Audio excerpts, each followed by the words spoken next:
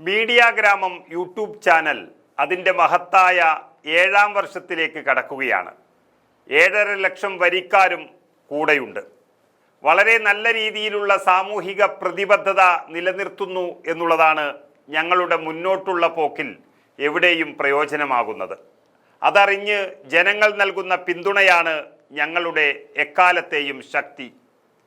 കോടിക്കണക്കിന് കാഴ്ചകളിലേക്കും 7.5 ലക്ഷം വരിക്കാരിലേക്കും ഞങ്ങളെ എത്തിച്ചതും അതുതന്നെയാണ്.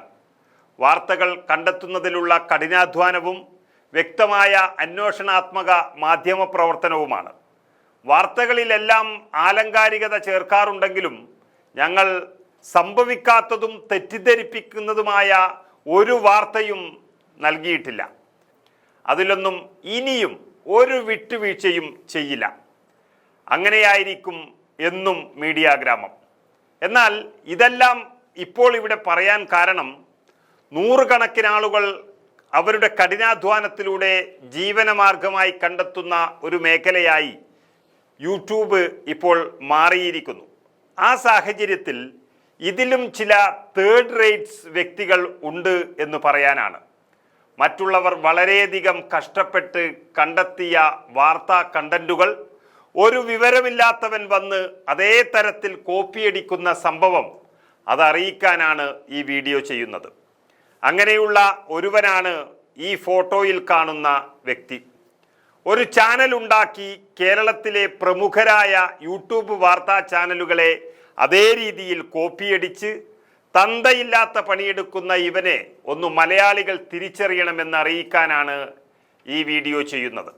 മീഡിയ ഗ്രാമത്തിൻ്റെ മാത്രമല്ല, ഇയാളുടെ നൂറുകണക്കിന് കോപ്പിയടിയിൽ ചിലത് മാത്രം നമുക്ക് കണ്ടു നോക്കാം.